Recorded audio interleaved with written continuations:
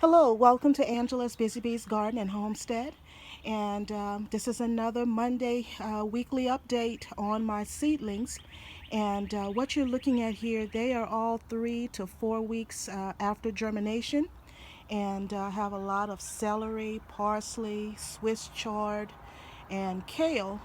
And it stayed outside last night for the entire night, so they have gone through the hardening off process. And I also have some peppers out here, but they have not been hardened off as of yet. I'm just leaving them out here for a couple of hours, and then I'll be returning them back inside under the shop lights. But just wanted to give you an update on my seedlings. And of course, on yesterday I planted more seeds for celery, but these are these have all been hardened off. But I'm not going to put them in the ground as of yet because there could be a frost, and I would rather bring them inside if we were to receive a frost, because I don't think that they'll make it if it gets too cold. But with the other brassicas, such as cabbage, Brussels sprouts, and broccoli, I have planted those in the garden, and I can simply cover them with a blanket or with some plastic, clear plastic, in the event that we were to have a frost. But just wanted to share with you how the seedlings are doing, and I'll take you inside and show you the other things that I have that are also growing. And here are my seedlings that just came up within the last 2 days. Here are my romaine lettuce, and there possibly could be some more that will sprout, but once they start germinating, you want to place them under a light, and so that's why it's a lot of empty space there, but I planted seeds all over in this little container.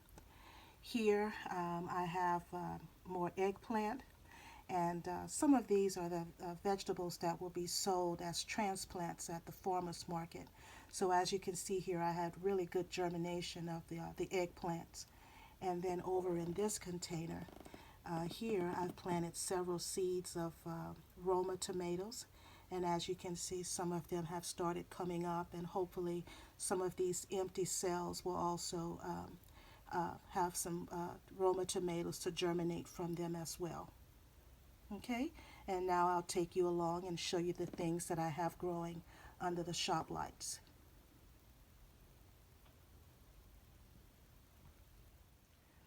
And here under the shop lights, I have about 38 tomato plants.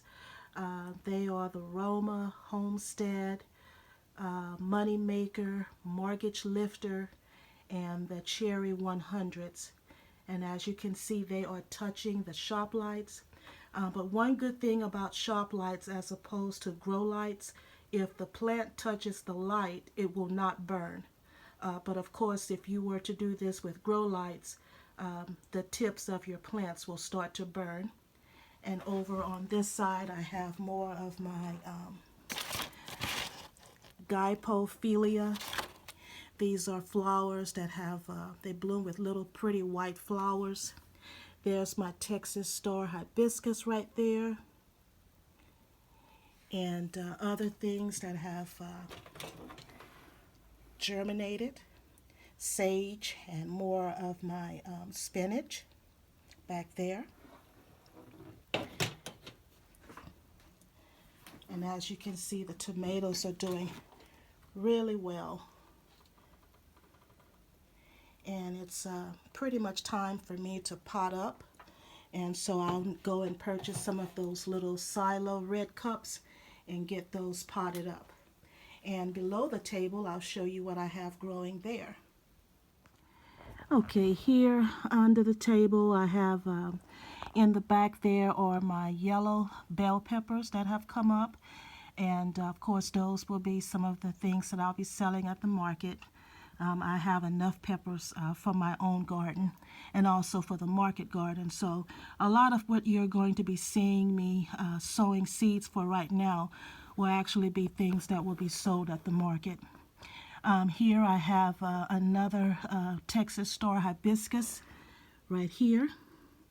And I have, let's see, I have some of the pigeon peas in the back that Dan from Dan's Permaculture Food Forest shared with me a year ago. And I have some okra, more sage, and these are the forget-me-not flowers. I have more okra coming up here. And as I've stated, once some of them start to germinate, you want to put them under the light. And so even though these other cells have not germinated as of yet, I still needed to move it, but hopefully they'll come up shortly. In this red pot here, I have my red bell peppers that have germinated. And one thing about using these little peat pellets is that you can move them individually as opposed to when you use a container like this.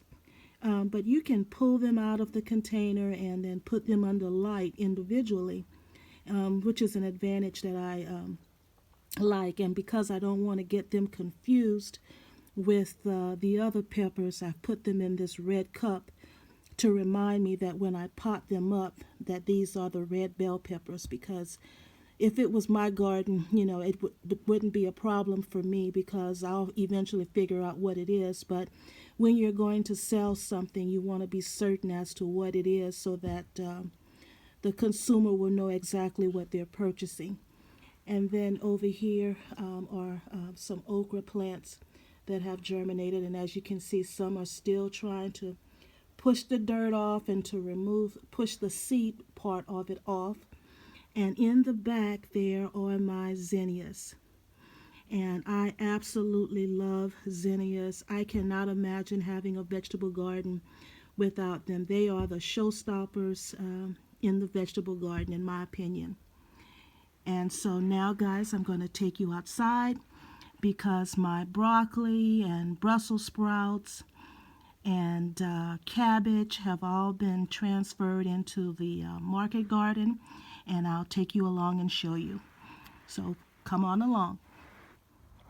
And here are my cabbage and Brussels sprouts, and I have interplanted little onion sets also in the bed as a companion plant and also to deter pests. And I did not follow the Mel Bartholomew's square foot gardening method because I know the cabbages and also Brussels sprouts can tend to get really large, and I'd rather have a nice sized cabbage head as to opposed to a lot of little ones. So I kind of spaced it out a little more, and then if later on I find that I have space available in here, I can plant some other things also in between. But for now, this is how I have spaced my cabbage and Brussels sprouts. Over here I have in the first row some more cabbage and Brussels sprouts that could not fit in the first bed, and then all the other vegetables in here are broccoli. And I had covered my beds over the winter with leaves, and a lot of the leaves did not break down, but as they grow, I can also use those same leaves to try to cover it to keep in the moisture. And then also the leaves will of course break down and add nourishment to the soil. And in this third bed over here, I have my Collet Beans, and I didn't space them as far apart as I did the Brussels sprouts and the cabbage. They are about 14 inches apart. If you were planting in the ground, they recommend 18 to 24 inches apart. But because this is a raised bed, you can get away with spacing them a little closer. But just wanted to share that with you. And also, guys, would you look at this rose? Out of all of the roses on my property, none of my roses look like this. And I think it has to do with the way the raised bed was composed with cardboard on the bottom and wood chips on top of the cardboard. I've added compost and kitchen scraps, chicken manure, and then I added garden soil on top of that, and that rose looks very healthy. And I'll just share with you while I'm here. Look at this rose also. I don't know if you could see all of the new growth that are on there, but it is absolutely beautiful. And it's in my herb bed, and as you can see, all of these perennial herbs survive the winter and are doing just fine. I just need to come in here and clean up just a little bit. One thing that did not make it is the lavender, and I'm not surprised because lavender does not like to be waterlogged, and we had a period where we were just getting continuous rain, and so it does not like to stay moist. So I'm thinking about the next time, if I grow another lavender plant, to just put it in a pot where I can control the water. But as you can see here, that rose is absolutely beautiful. And now I have some more things that I have sitting outside that's going through the hardening off process. And I'll take you along so that you can see that as well.